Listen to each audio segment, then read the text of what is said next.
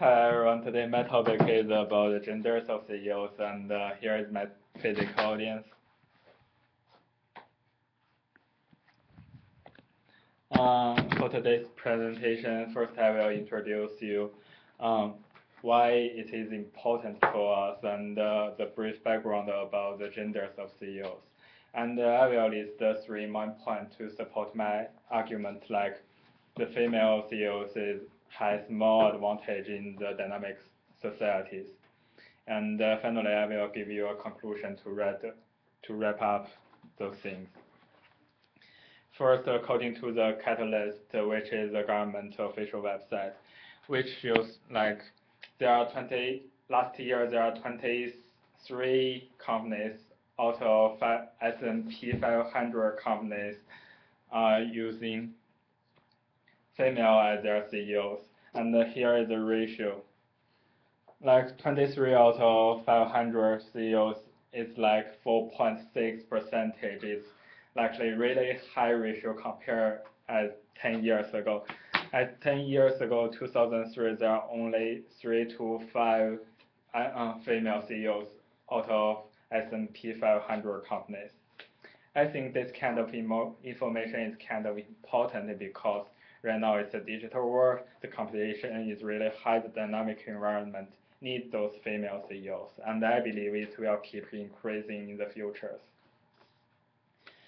And the fact is, CEO often blamed for their confidence leading to earning manipulations, and here is my first point, ethical issues. Compared with male CEOs, female CEO has a good reputation inside of the company, according to the you can see male CEO will always have a better reputation in the market, but female CEO will always have a better reputation inside of the companies. Because male CEO will attracting those outsiders and investors to invest their company to keep their compensations. Compensation is kind of the incentive for those male CEO to have the earning manipulation problem. They will sacrifice the future benefit to boost their current company's benefit. And female CEO at this point will have less risk behavior, fair information, and reduce the contributing factor to fraud.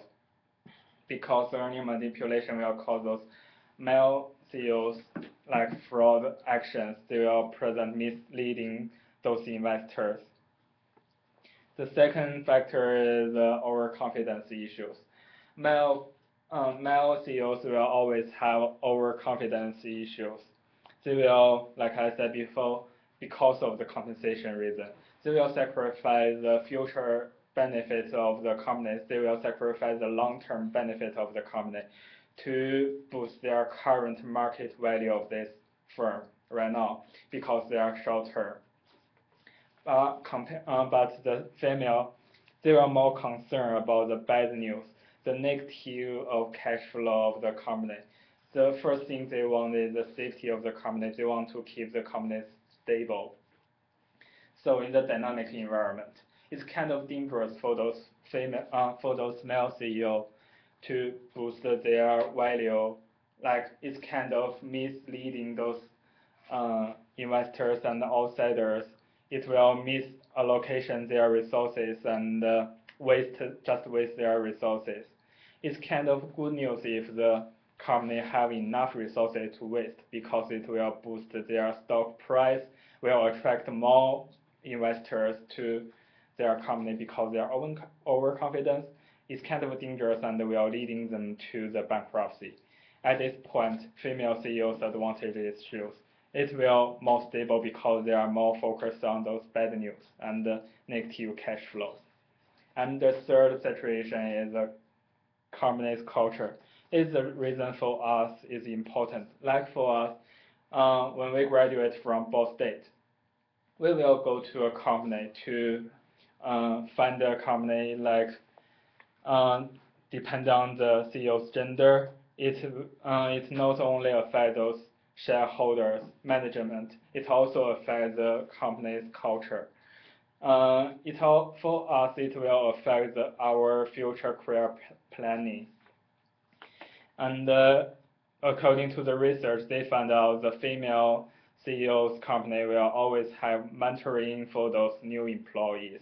It's kind of opportunities for us to get a better and a comfortable environment in the companies.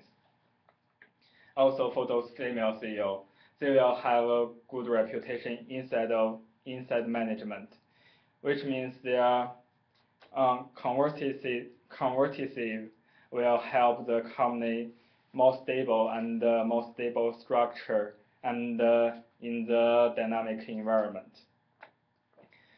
To make a conclusion, those female CEO will be more ethical and risk adverse.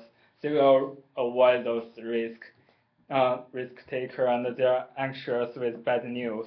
Will give the companies a good and stable environment. And here is my physical audience again. Thank you for my persuasive speech.